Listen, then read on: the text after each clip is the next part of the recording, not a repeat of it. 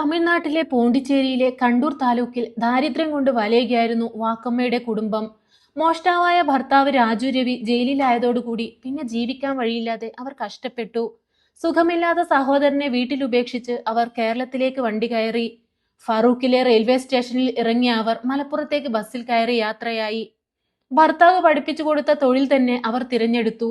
വളരെ തിരക്കുള്ള ബസ്സായിരുന്നു അത്. യാത്രക്കാരൊക്കെ സീറ്റ് കിട്ടാതെ തിങ്ങിത്തൂങ്ങി നിറഞ്ഞു കവിഞ്ഞിരിക്കുകയാണ്. ആ തിരക്കിനിടയിൽ തന്റെ സമീപം നിൽക്കുകയായിരുന്ന ഒരു സ്ത്രീയുടെ കഴുത്തിൽ തൂക്കിയിട്ടിരിക്കുന്ന ഹാൻഡ് ബാഗിന്റെ സിബ് തുറന്ന് അതിലെ പണമടങ്ങുന്ന വാളറ്റ് അവർ കൈക്കലാക്കി.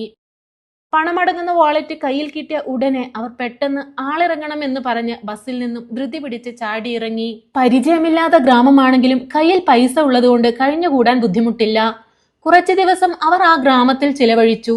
പലയിടങ്ങളിലും സഞ്ചരിച്ച് ആ ഗ്രാമത്തിലെ പല കാര്യങ്ങളും അവർ രഹസ്യമായി മനസ്സിലാക്കി. ദിവസങ്ങൾ കഴിയവേ കിട്ടിയ പണമൊക്കെ തിന്നും കുടിച്ചും തീർത്തു. പോണ്ടിച്ചേരിയിൽ നിന്നും കേരളത്തിൽ വരുമ്പോൾ അവർക്കൊരു ദൗത്യമുണ്ടായിരുന്നു. പോണ്ടിച്ചേരിയിലെ ഭിക്ഷാടന മാഫിയയ്ക്ക് ഒരു കുഞ്ഞിനെ കൊടുത്ത വലിയ തുക ലഭിക്കും. ആ ഒരു ലക്ഷ്യത്തോടെയാണ് കേരളത്തിൽ വന്നത്. അങ്ങനെയാണ് അവർ മലപ്പുറം ലക്ഷ്യമിട്ടത്. പല വീടുകൾ കേന്ദ്രീകരിച്ചും ചെറിയ കുട്ടികൾ പഠിക്കുന്ന സ്കൂളുകൾ കേന്ദ്രീകരിച്ചും അവർ നിരീക്ഷണം നടത്തിക്കൊണ്ടിരുന്നു. ആ ഗ്രാമത്തിലെ സമ്പന്നനും പട്ടണങ്ങളിലും വിദേശത്തും ഒരുപാട് വ്യാപാര സ്ഥാപനങ്ങളുമുള്ള പ്രമുഖനാണ് യൂസഫ് ഹാജി. ഗ്രാമത്തിൽ ഒരു പടുകൂറ്റൻ ബംഗ്ലാവ് അയാൾക്കുണ്ട്. അവിടെ ഭാര്യ ബീഫാത്തിമയ്ക്കൊപ്പമാണ് അയാൾ താമസിക്കുന്നത്. അവരുടെ കല്യാണത്തിന് ശേഷം കുട്ടികൾ ഉണ്ടാകാൻ താമസിച്ചു. ഒരുപാട് ചികിത്സയ്ക്കും പ്രാർത്ഥനയ്ക്കും ശേഷമാണ് ഇരട്ട കുട്ടികളെ ബീഫാത്തിമ പ്രസവിച്ചത്. തങ്കക്കുടം പോലുള്ള 2 ആൺകുട്ടികൾ. യൂസഫ് ഹാജിയുടെയും ബീഫാത്തിമയുടെയും കുടുംബക്കാർ കുട്ടികളുടെ ജനനത്തോടെ അതീവ സന്തുഷ്ടരായി. ഇടയ്ക്കിടെ വന്നും പോയും കൊണ്ട് അവർ ആ വീടിനെ ഉത്സവ ലഹരിയിലാക്കി. ബന്ധുക്കളിൽ വന്നവരെല്ലാം ആ ഇരട്ട കുഞ്ഞുങ്ങളെ തറയിലും താഴത്തും വെക്കാതെ ലാളിച്ചു. അങ്ങനെ ആദിഷിനെയും ആഷിഖിനെയും അവർ പൊന്നുപോലെ വാത്സല്യം ചൊരിഞ്ഞ് സ്നേഹിച്ചു. ഇരട്ട കുട്ടികൾക്ക് 1 വയസ്സാവാനായി. ഒരു ദിവസം ആ വലിയ ബംഗ്ലാവിന്റെ പൂമുഖത്ത് കുട്ടികളെയും കൊണ്ട് ബീഫാത്തിമ അവരോട് കുശലം പറഞ്ഞ് സല്ലപിച്ചിരിക്കുകയാണ്. പൂമുഖത്ത് ഒരു മാറ്റ് വിരിച്ച് അതിലാണ് കുട്ടികളെ കിടത്തിയിരിക്കുന്നത്.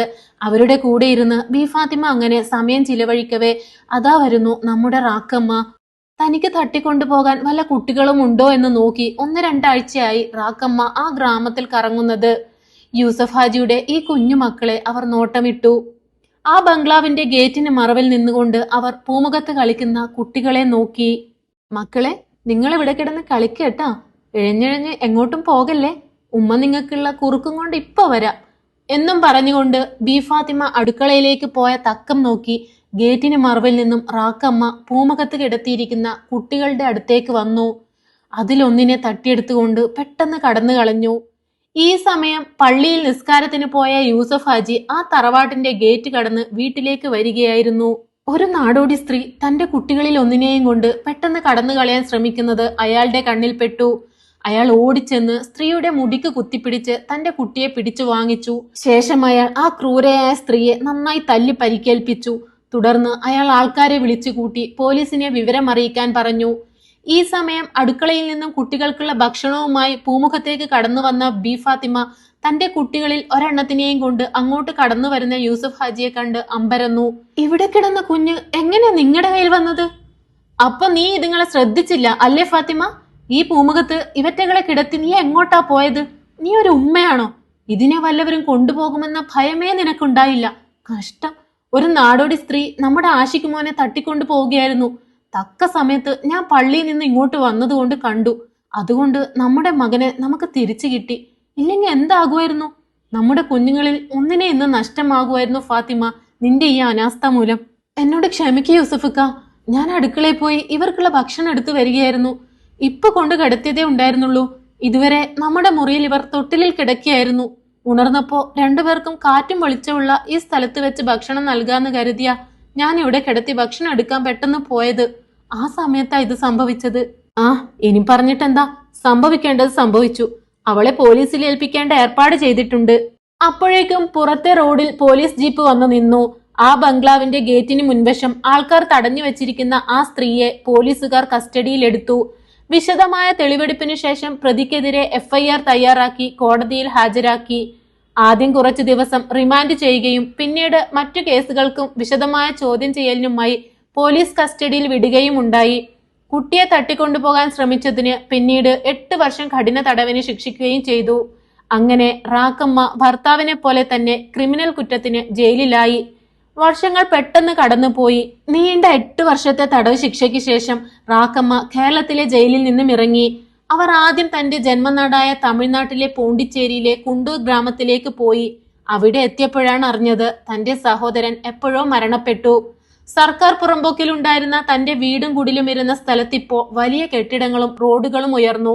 പണ്ടത്തെ ഗ്രാമത്തിന്റെ തനിമ തന്നെ എവിടെയും കാണാനില്ല. കാലം വരുത്തിയ മാറ്റത്തിൽ അവർക്കവിടെ തുടർന്ന് ജീവിക്കാൻ സാധിച്ചില്ല. പഴയ ഭിക്ഷാടന മാഫിയയെ ഒന്നും അവിടെ കണ്ടില്ല. തനിക്ക് ഭിക്ഷയെടുത്ത് ജീവിക്കാനെങ്കിലും ഒരു ഇരയെ വേണം. ദൈന്യതയാർന്ന ഒരു കുട്ടിയുടെ മുഖമുണ്ടെങ്കിൽ കൂടുതൽ കാശ് കിട്ടും. ഈ പ്രാവശ്യം എങ്ങനെയെങ്കിലും കേരളത്തിൽ നിന്നും ഒരു കുട്ടിയെ തട്ടിയെടുത്ത് കൊണ്ടുവന്ന് പട്ടണത്തിൽ പോയി ഭിക്ഷയാചിക്കണം. ആ ഒരു ലക്ഷ്യത്തോടെ അവർ വീണ്ടും കേരളത്തിലേക്ക് തന്നെ തിരിച്ച് വണ്ടി കയറി. കുട്ടിയെ തട്ടിക്കൊണ്ടുപോയി കാശ് സമ്പാദിക്കുക എന്ന തന്റെ ആദ്യ ഉദ്യമം തന്നെ പരാജയപ്പെടുത്തുകയും തന്നെ ജയിലിലാക്കുകയും ചെയ്ത യൂസഫ് ഹാജിയോട് റാക്കമ്മയ്ക്ക് തീർത്താൽ തീരാതെ പകയുണ്ടായി. യൂസഫ് ഹാജിക്ക് തിരിച്ചടി കൊടുത്തേ പറ്റൂ.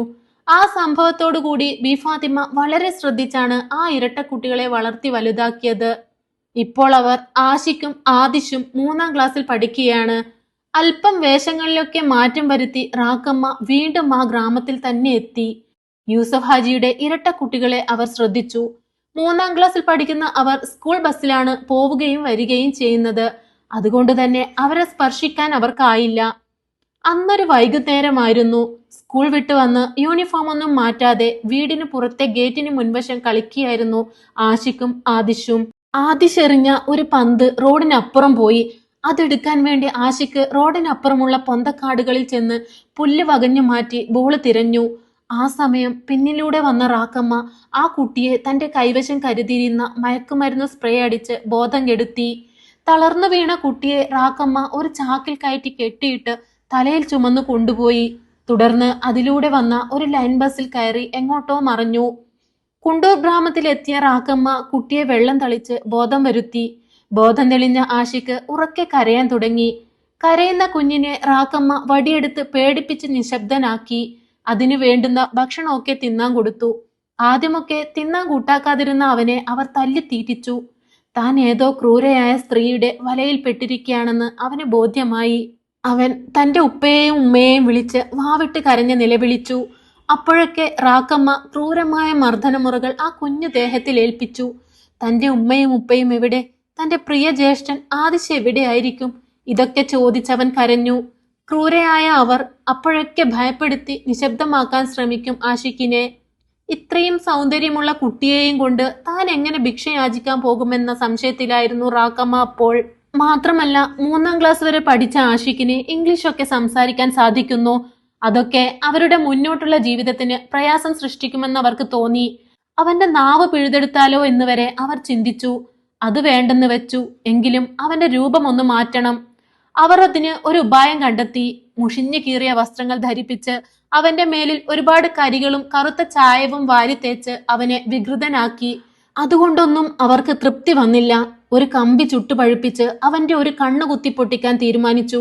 അങ്ങനെ അവർ ഒരു ഇരുമ്പ് കമ്പിയെടുത്ത് ഉലയിൽ വെച്ച് ചൂടാക്കാൻ തുടങ്ങി. കമ്പി ചുട്ടുപഴുത്ത് വരാൻ തുടങ്ങി.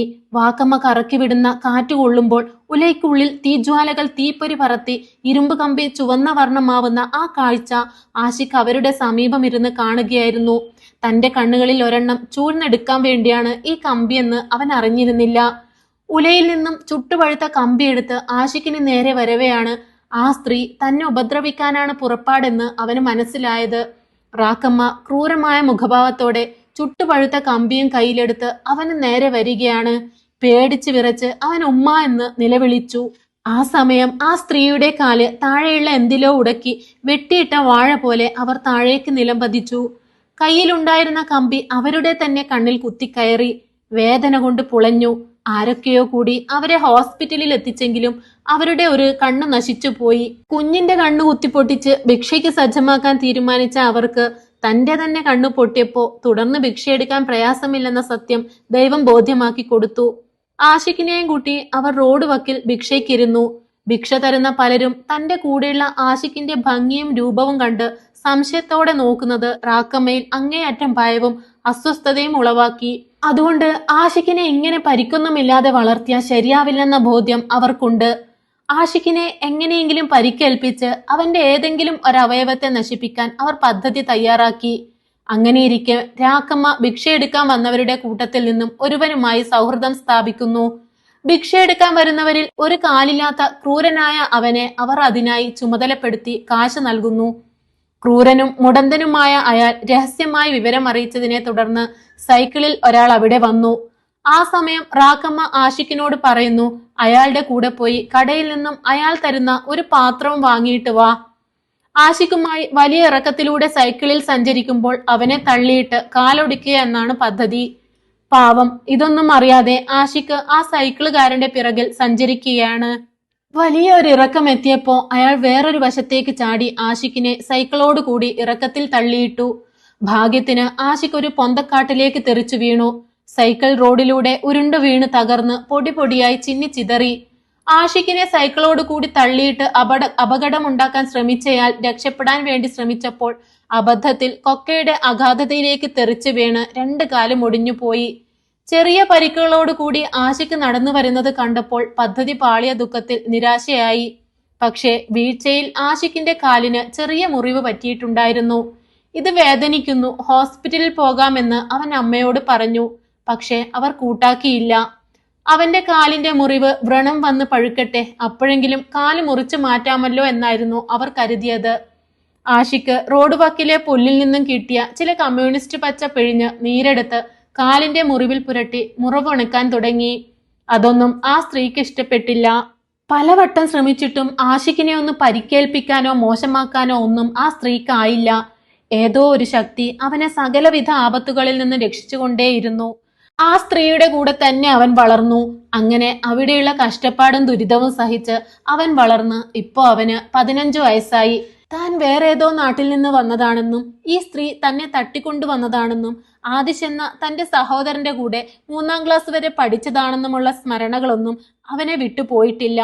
റാക്കമ്മ കുറെ കൂടെ വൃദ്ധയായെങ്കിലും ഇപ്പോഴും ആഷിഖിനു മേലുള്ള അവരുടെ നിയന്ത്രണമൊന്നും കുറഞ്ഞിട്ടില്ല. ആഷിഖിന്റെ ഉള്ളിൽ താൻ കേരളത്തിൽ നിന്നും വന്ന പയ്യനാണെന്നും അവിടെ എത്തിച്ചേരണമെന്നുമുള്ള ആഗ്രഹം വളർന്നുകൊണ്ടേയിരുന്നു. ഇപ്പോൾ അവൻ ഭിക്ഷയ്ക്കൊന്നും പോകാറില്ല. അവിടെ തന്നെയുള്ള ചില കടകളിൽ അവന് പറ്റുന്ന ജോലി ചെയ്ത് സഹായിച്ചുകൊണ്ട് അവൻ കഴിയുകയാണ്. ഇതിനിടെ റാക്കമ്മ രോഗം ബാധിച്ച് അവശയായി. താൻ മരിക്കാൻ പോവുകയാണെന്ന ബോധ്യം വന്നപ്പോൾ അവർ അവനെ അടുത്ത് വിളിച്ചു. അവർ ഒരു തകരപ്പെട്ടിയുടെ പൂട്ട് തുറന്ന് അതിലുള്ള അവന്റെ പഴയ സ്കൂൾ യൂണിഫോമും വസ്ത്രങ്ങളും സ്കൂൾ ID കാർഡും അവന് കാണിച്ചു. മോനെ, നിനക്കറിയാലോ, നിന്നെ കേരളത്തിൽ നിന്നും കൊണ്ടുവന്നതാണ് ഈ മഹാഭാപിയായ ഞാൻ. അവിടെ ഒരു വലിയ വീട്ടിൽ ജീവിക്കേണ്ടവരാണ് നീ.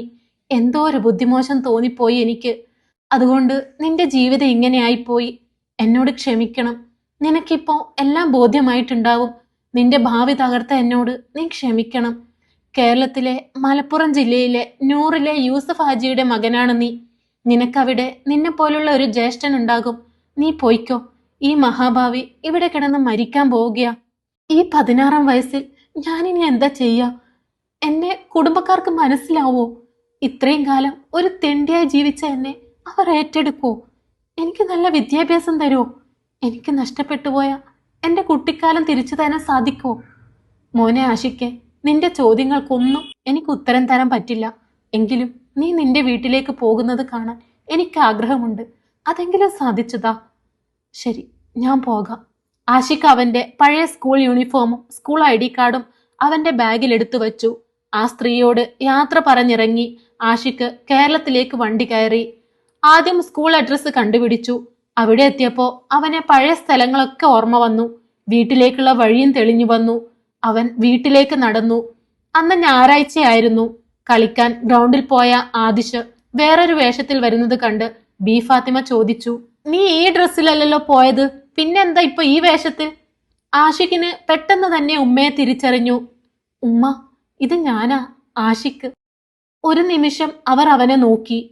എന്റെ റബ്ബേ, എന്റെ പൊന്നും മോനെ, നീ വന്നോടാ എന്നും പറഞ്ഞ് ഉച്ചത്തിൽ നിലവിളിച്ചുകൊണ്ട് അവനെ ഓടിപ്പോയി കെട്ടിപ്പിടിച്ചു. അല്ലാ, എന്റെ പ്രാർത്ഥന നീ കേട്ടല്ലോ. പുറത്ത് വരാന്തയിൽ നിന്നും ഭാര്യയുടെ ഒച്ചയും നിലവിളിയും കേട്ട് അകത്തു നിന്നും യൂസഫ് ഹാജിയും അങ്ങോട്ട് കടന്നു വന്നു. എന്താ ഫാത്തിമ അവിടെ ഒരു ശബ്ദം? ഇക്ക, നോക്ക്, ഇതാരാ വന്നിരിക്കുന്നേ നോക്ക്. നമ്മുടെ മകൻ ആശിക്ക് തിരിച്ചു വന്നിരിക്കുന്നു. ഇക്ക, കാണാണ്ടായ നമ്മുടെ പൊന്നുമോൻ വന്നിരിക്കുന്നു. യൂസഫ് ഹാജിയും അത്ഭുതവും അതിലേറെ സന്തോഷവും കൊണ്ട് അന്തം വിട്ടുപോയി. അൽഹംദുലില്ലാ, നീ എന്റെ മോനെ കൊണ്ടു തന്നല്ലോ എന്ന് പറഞ്ഞ് യൂസഫ് ഹാജി ഓടിച്ചെന്ന് ആഷിഖിനെ കെട്ടിപ്പിടിച്ച് തന്റെ നെഞ്ചോട് ചേർത്ത് ഒരുപാട് ഉമ്മ കൊടുത്തു. അപ്പോഴേക്കും കളിക്കാൻ പോയ ആദിശും വന്നു. അവനും തന്റെ സഹോദരനെ കെട്ടിപ്പിടിച്ച് സ്നേഹം പ്രകടിപ്പിച്ച് സന്തോഷം കൊണ്ട് കരഞ്ഞു. തന്നെ ഒരു വൃത്തികെട്ട സ്ത്രീ തട്ടിക്കൊണ്ടുപോയതും അവരുടെ കീഴിൽ ഇത്രയും കാലം ജീവിച്ചതുമായ ആ കഷ്ടതകളും യാതനകളും നിറഞ്ഞ ജീവിതം അവൻ അവരോട് പറഞ്ഞു കേൾപ്പിച്ചു. കഴിഞ്ഞകാല ജീവിതം ഒരു സ്വപ്നം പോലെ മറക്കാനും ഇതുവരെ പഠിക്കാത്ത ക്ലാസ്സുകളിലൊക്കെ പാഠങ്ങൾ പഠിച്ച് പരീക്ഷ എഴുതി വിദ്യാഭ്യാസം തുടരാനും മകനെ യൂസഫ് ഹാജി സഹായിച്ചു. ജനിച്ചപ്പോൾ ഉണ്ടായ സ്നേഹസമ്പൂർണ്ണ ദിനങ്ങൾ യൂസഫ് ഹാജിയുടെയും ബി ഫാത്തിമയുടെ ഉമ്മയുടെയും ജീവിതത്തിൽ തിരിച്ചു വന്നു. കുറഞ്ഞ കാലം കൊണ്ട് ആദിശിനെ പോലെ തന്നെ ആഷിക്കും എല്ലാവർക്കും പ്രിയങ്കരനായി തീർന്നു.